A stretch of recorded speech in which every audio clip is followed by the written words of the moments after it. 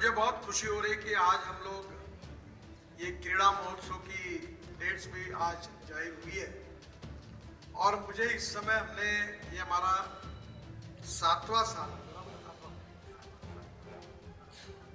ये 7वां साल है और मुझे ये बताते हुए खुशी हो रही है कि पिछले बार ये क्रीड़ा महोत्सव 17 दिन चल रहा था। इस बार का क्रीड़ा महोत्सव 21 दिन चलने वाला है, 12 जनवरी से लेकर 2 फरवरी तक। और मुझे खुशी है कि ये क्रीड़ा प्रकार जो है वो पिछले साल 56 थे, इस बार 61 हुए, उसमें भी बढ़ोतरी हुई। क्रीड़ा मैदान पिछले साल 65 थे, इस बार 73 है। और सबसे खुशी की बात है कि पिछले साल जो हमने अवार्ड दिए थे वो 1,15,00,000 रुपए के थे। इस साल जो अवार्ड है वो 1,50,00,000 रुपए के अवार्ड है। हमारी मैचेस पिछली बार 9,425 हुई थी, इस बार 13,100 हो रही है। पिछले बार हमारी ट्रॉफीज 665 थी, इस बार 12,317 ट्रॉफीज है। पिछले बार 9,340 ट्रॉफीज थी, इस बार 12,317 नहीं सॉरी ट्रॉफीज जो थी इस बार हमारी पिछले बार 665 थी, इस बार 762 है। जो मेडल्स हम दे रहे हैं वो पिछले बार 9,340 थे, इस बार 12,317 है। और सबसे खुशी की बात है जिसके लिए मैं आप सबका बहुत बहुत अभिनंदन करता हूं। पिछले साल जो खिलाड़ी आए थे उनकी संख्या 65,000 खिलाड़ी थे, इस साल 80,000 खिलाड़ी इस महोत्सव में खेलने वाले हैं, 80,000। और पिछले बार हमारे इस पूरा मैनेज करने के लिए पंच, हमारी समिति, व्यवस्था, प्रबंधक, ये संख्या 5,200 थी, इस बार 6,000 लोग इसको ऑर्गेनाइज करके इसकी व्यवस्था देख रहे हैं। तो सबसे पहले ये भव्य आयोजन आप सबके सहयोग के कारण हुआ है। मैं आप सबको बहुत बहुत धन्यवाद देता हूं, आपका अभिनंदन करता हूं और विशेष रूप से नए साल की आप सबको बहुत बहुत शुभकामनाएं भी देता हूं। एक महत्व की बात यह है कि ये जो गेम्स हम कर रहे हैं यहाँ, इसके पीछे हमारा उद्देश्य क्या है।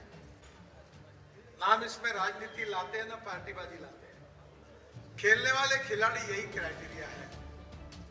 इसके पीछे उद्देश्य है कि आप सबके आशीर्वाद से मैं नागपुर का सांसद करके चुनकर आया हूँ और नागपुर में रोड बने, ब्रिजेस बने, पानी की योजनाएं बनी, नाग नदी की योजना बनाई, घर बने, अनेक प्रकार के प्रकल्प हुए। 1 लाख करोड़ से ज्यादा काम मुझे 10 साल में करने का मौका मिला और मैंने ये सोचा कि ये काम तो अच्छा हुआ। जैसे ये ऑडिटोरियम है, ये हमारे महानगर पालिका ने बनाया और हमारे मंच पर जो बैठे हैं प्रवीण दटके, ये महापौर थे तब ये देश का सबसे सुंदर ऐसा ही ऑडिटोरियम बना, एयर कंडीशन है और इसके ऊपर में सोलर लगी हुई है और आपका जो एयर कंडीशनिंग और लाइट जो है वो सोलर पर चल रहे हैं, वो महाराष्ट्र किसी से बिजली लेने की जरूरत नहीं। ये बनाने के पीछे, ये 2,500 कैपेसिटी का बनाने के पीछे उद्देश्य यही था कि हमारे यहाँ सांस्कृतिक महोत्सव, नृत्य, नाटक, संगीत, कवि सम्मेलन, ताकि हमारे यहाँ सांस्कृतिक मूल्यों में बढ़ोतरी हो। और इसलिए अभी हमने खासदार सांस्कृतिक महोत्सव ने सांस्कृतिक कार्यक्रमों का आनंद लिया। एक समय हमारे पंढरपुर की वारी जो होती है उसमें 2,000 कलाकार मंच पर थे, 2,000 कलाकार।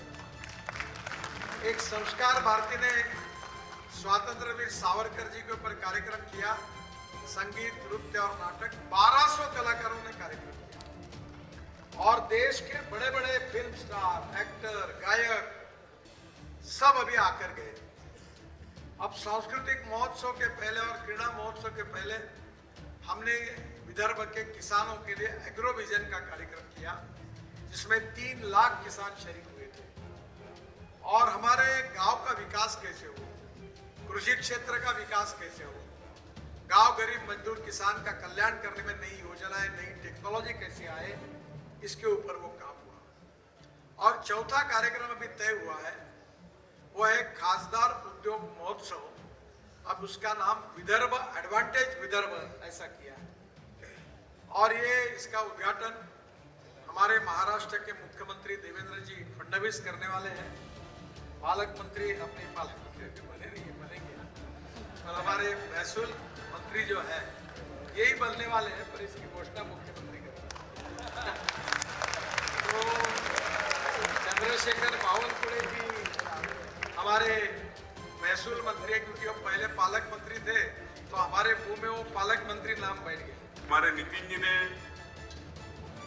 इस खासदार क्रीड़ा महोत्सव के नाम से पूरे देश में अगर सबसे अच्छा खासदार क्रीड़ा महोत्सव का होता है तो नागपुर में इस महाराष्ट्र की उपराजधानी में होता है, और पूरा देश गौरव करता है।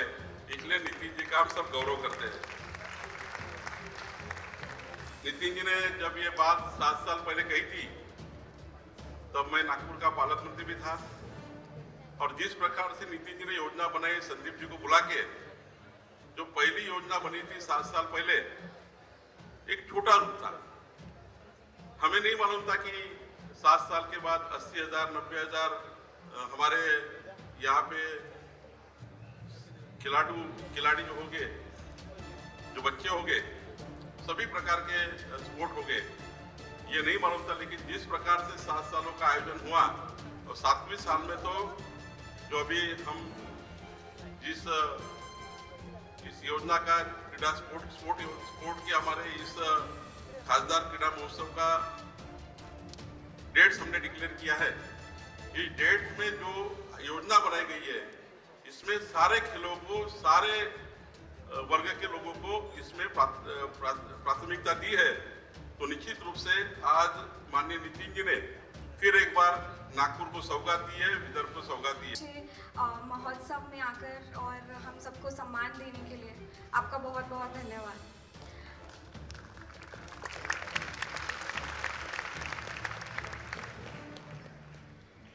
ऐसे महोत्सव जो कि ग्रास रूट लेवल पे एथलीट्स को इंस्पायर करते हैं और उन्हें बढ़ावा देते हैं, वहीं से एक चैंपियन माइंडसेट निकल कर आता है।